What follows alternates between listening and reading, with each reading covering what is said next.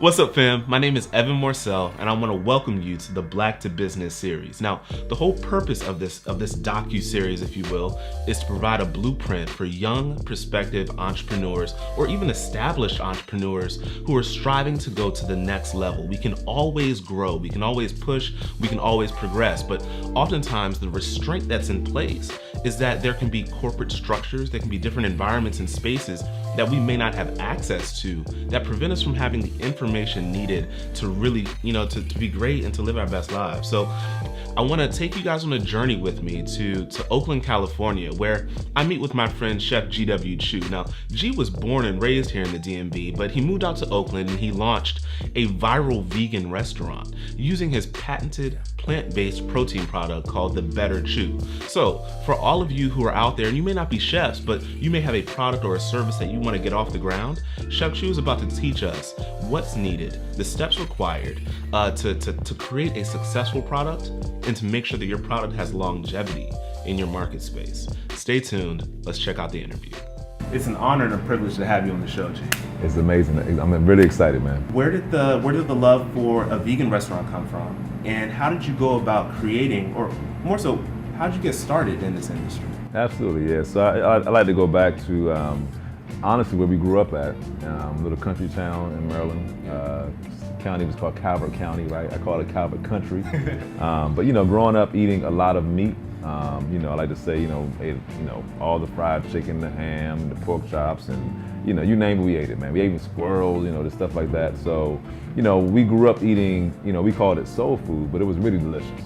Obviously, it had, detrimental impacts to our health, obviously, because, the heavy meat consumption and, all the high cholesterol, the fats. I lost a lot of my family members prematurely because of lifestyle disease. So that passion and eating all that good food that honestly wasn't the healthiest, I kind of transitioned that to cooking healthy and trying to figure out a way to make the food that I loved so much growing up taste amazing, but also be nutritious, if that makes sense. Okay. So that kind of began my passion, my journey. It kind of started when I was a kid. I transitioned that energy into making a healthy food that was also delicious, and that eventually led me to one day started my first restaurant. So I'm sure it wasn't easy. It wasn't always cut and dry. What were some of the challenges that you had to face? I mean, because becoming a vegan, when were you a vegan? When did you become a vegan? Yeah, so I became a vegan in 2001. I was like 18 years old at the time. Wow. So you're talking about, almost 18 years ago almost, right. Right. So at that time, it wasn't a lot of vegan products on the market. It was vegetarian options. I grew up around vegetarians, but I didn't really have a lot of vegan foods. So learning how to cook without dairy was very challenging. And so I became I like to say one of my first steps is becoming a learner. One of the greatest things is when you have a passion for something, you have to start perfecting that craft. You have to be diligent and seeking to learn the skills and the talents necessary to be able to grow in that area of expertise that you're seeking to do. And so for me, I just began to take cookbooks, vegan cookbooks, and just go through recipe after recipe after recipe.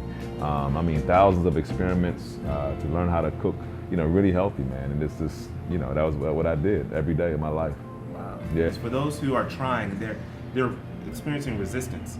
They're getting some pushback, or what they're pursuing isn't working out right now. How long did it take you to really perfect the Philly cheesesteak that I destroyed maybe 3 days? Listen, I'm being honest. I'm a very picky eater. This Philly cheesesteak is better than the Philly cheesesteak that I had in Philly with real meat. I'm just gonna put the camera down now. Come on now. Check out this so obviously, like you're talking about our Philly cheesesteak, which is actually a plant protein. Plant protein is really exciting right now. You have big companies coming out. We actually have our own product called Better Chu. Literally, I started developing my first types of plant proteins in 2002.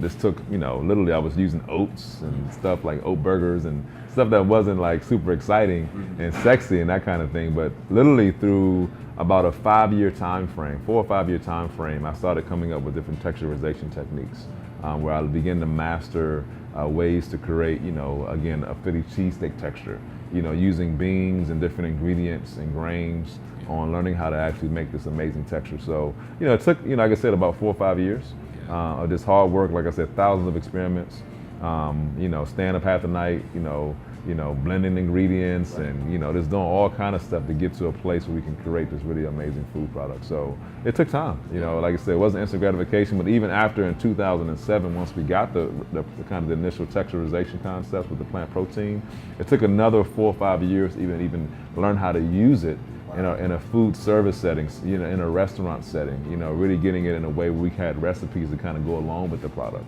So it took even more time. So I like to say it was at minimum, it was like 8 to 10 years of perfecting the concept, of really getting in that grind and and getting there. So yeah, it takes time. Okay. I'm just thinking, I've been filmmaking for going on 5 years. Okay. 8 to 10 years. I can't imagine where I'll be at that point. So, exactly. We got to keep grinding. My question is, this isn't your first restaurant. No, it's not. No. What are some of the key lessons that you've learned as a result of owning multiple restaurants in your career so far? Yeah, I mean, one thing I've learned in restaurant business is that you have to count the cost. Many times, especially in the restaurant industry, people get really excited about the fun parts of, I'm a restaurant owner, I'm going to have my own spot in my community or wherever you want to put it at. So there's a lot of excitement that goes along with it. But many times when you think about a restaurant, it's a lot of moving parts. There's a lot of cost. Many times people underestimate the cost that it takes to start a successful restaurant. For example, just building out a restaurant takes a lot of money. Renovation can be at minimum of sometimes on the low end of $50,000 upwards to a couple $100,000 depending on location, the type of restaurant that it is. And so it can be really expensive depending on what you're seeking to do. And so I think a lot of times having a solid business plan, knowing your numbers, you have to know your numbers. And if you don't understand the metrics of what makes a restaurant profitable, the details of how it works, you're only going to set yourself up for failure and disappointment. And again, my first restaurant, I didn't know the numbers as well, obviously, which came with some of the, issues that I had to deal with, and so, it's important to know the business inside and out, ask thousands of questions from mentors, people that are actually already in the business, and so I think that's really critical for success. When it comes to knowing the numbers, are there any tips, just general tips you can provide on understanding the numbers of a restaurant business for those who are listening? And absolutely. We like to call it, you have your prime cost in a restaurant business, and that prime cost is your food cost and your labor cost. Your food cost and your labor costs, typically you want it to be around no more than, some restaurants can do it maybe 50 to 60% of their cost. So every dollar they spend, 50 to 60 cents might be going towards labor and food costs. The lower that number, the better that number. And so the key is those are two parts of your business that you can control. You determine, the food costs because you purchase the ingredients, you set the prices of your menu, and also waste can also, increase food costs. So if you manage your waste, that decreases food costs. Portion sizing, again, simple things like that can help to decrease food costs. And then labor costs, again, the more efficient your team, the more you manage your labor also brings the labor costs down. And so just thinking of different ways to be able to, look at those things is really important. So prime cost, you have your facility costs, your marketing costs, so you got your fixed costs, then you have like your variable expenses. And both of those make up, that bottom line profit. And, and typically in the restaurant business, if you can kind of hit, 10%, 15% net profit, that's really good. Excellent is 20%, 25% net profit. In some businesses based on their simplicity, based on their food cost model, based on their efficiency when it comes to their labor concepts, they're hitting 20% plus on their net profits, which is really where an ideal model for a restaurant to ascribe to. Last thing I say, a lot of restaurants also add things such as catering, corporate catering, events. Those become very important to restaurants to be able to become financially solvable. Because again, restaurants, it's a retail business, so corporate catering allows restaurants to get kind of that consistent income flow, which allows them to be more strategic as it comes to hiring and budgeting and things like that. So those are some things that we've learned over the years. Let's go back just a little bit. You said a number. You said 50,000 as an introductory amount to start a business. If someone doesn't have that much money, how would you advise investing or receiving a loan or a grant or working with an organization? Yeah, absolutely. Yeah, it takes a village to start a business. What I find is that, worst thing you can do is take a little bit of money and try to start a business that takes maybe a significant amount of money. So, $50,000 in a food company, that was really only for like maybe the renovation cost. Now you have to have money when it comes to operating cash, as far as having inventory capital and, having capital to be able to pay your employees when you first get started. They typically advise 3 to 6 months of operating capital. So now you're talking about when you really get a restaurant, that's maybe 1,500 square feet, 2,000 square feet off the ground, you might need upwards like $100,000 to do that successfully. Maybe a little bit more depending on the concept. And so, like you said, there's a lot of starter loans. They have micro loans. That's really amazing. I use a few micro loans in my experience. Those micro loans are most community development centers are good. Business development centers have micro loan programs. You also have what you call friends and family loans. You can't go wrong with friends and family loans. If you can get your community or your family to believe in you, which is really important, that's a game changer. Also, with that, you can do something called crowdfunding, where you can actually go to the crowd, go to your customer base, go to your family and friends, and they can actually pay it forward by giving you $100, $200, $500, $1,000. And that can be done where they give you almost like they prepay food. It's like more of a rewards base, where they don't technically have an ownership in your company, but they kind of give you almost like a donation with a gift that you give back. Okay. Or they can actually invest, where they actually get equity in your company through an equity crowdfunding, which has changed the game when it comes to local investment. So there's a lot of options today that didn't exist 10 years ago. That entrepreneurs can use to be able to pay it forward in their communities and be able to also receive funding in non-traditional ways.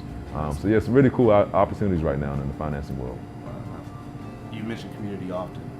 I know that the Veg Hub is not just a restaurant. Absolutely. Can you talk about the importance of being engaged in your community and what the Veg Hub is doing in their community specifically? Absolutely. So we are in our community. Our restaurant actually is designed to provide education for our community. Again, being in the food business, especially being in where we have vegan food, our business model is built to educate and inspire people in our community to eat better. So what we do, we provide free education, free cooking classes. We bring people in and really have a lot of fun with them. We bring in youth, we bring in young adults. So we have classes for the Oakland School District, which is a really amazing experience. We also have been able to do programs where we actually just have affordable food for our community. Having prices that actually aren't too expensive for a healthy sandwich. So things like that. Just having affordable prices, the education piece, and then most important, I just say, just showing love to your customer base. One thing when you come into our restaurant, you're always getting greeted with a smile. We always say, welcome family. So we want to be a place that not only is greeting great food, but a place where people can feel like they're at home. And we make it feel like, they're a part of us and they're a part of our family. And that's taken us a long ways here in Oakland. All right, fam, that's episode 1 in the books with Chef Chu. It was honestly a phenomenal conversation, and he just dropped so many gems. Now, for all of you who didn't take notes, I want to drop just 3 key tips that I pulled from the conversation. There were a lot more, but here's 3. The first is that you want to establish your niche so that you can stand out in your market space. Now, we all know that if you camouflage with anything, you're going to blend in and nobody's going to recognize you. In 2019, you cannot afford to blend in. You need to be peculiar, you need to be different. All right, now the second point is that you want to have strong social components. You need a community behind your product. You need to have people who support you, who love you, and they need to love you for what you're doing, and then they need to love your product as well. You know what I'm saying? Like, there needs to be a relationship there. And then the last one is you need to have proof of concept. You need to be able to understand at each scale degree from ideation to fruition that your product is going to be successful. And this is applicable, again, not only in the food space, but in every niche within the market. So, guys, those were the tips that Chef Chu shared with us. Honestly, it was a very rich conversation, and I'm looking forward to part 2 tomorrow at 2:30. Now, don't be greedy. Don't keep this conversation to yourself. We all have friends, we all have relatives who have their own side hustle or are pursuing their dreams and their goals. This information is free for the remainder of February, and actually, if you're watching this YouTube channel, it's all free. Give it to them, pay it forward to them. To continue the conversation, let's develop a community of people who are striving to grow and continue to be great. Now, until tomorrow, where we talk about how you can really establish yourself in your niche, when we can talk about what you need to do to make sure you're staying on the right track and how to truly have an impact that goes beyond the monetary side of this, I want you guys to keep living your blessed lives. And let's get black to business. Peace.